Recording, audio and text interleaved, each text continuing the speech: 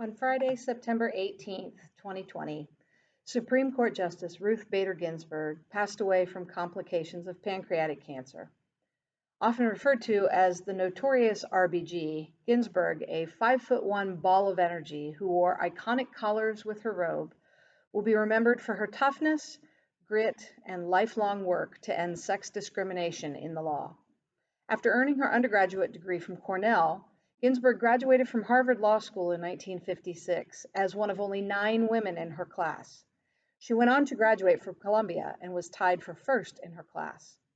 She was the co-founder of the Women's Rights Project at the ACLU and argued before the Supreme Court 6 times as an attorney.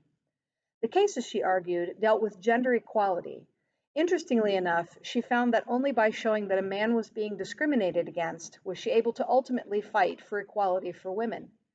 In large part because of her, women are now able to sign a mortgage without a man, have a bank account without a male cosigner, and even be pregnant or have kids and still work.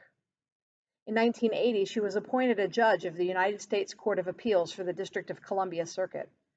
More than a decade later, President Clinton nominated her as an Associate Justice of the Supreme Court, and she took her seat on August 10, 1993.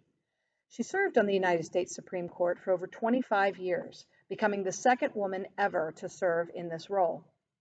Throughout her career, she continued to be a leading voice for gender equality, women's interests, and civil rights and liberties.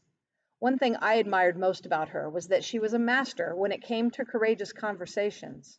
A notable friendship grew between Justice Ginsburg and the late Justice Antonin Scalia, a man who she disagreed with politically, yet considered one of her lifelong close and respected friends.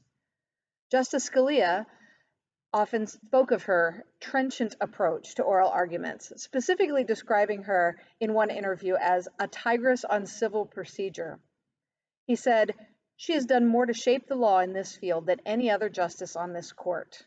She will take a lawyer who is making a ridiculous argument and just shake him like a dog with a bone."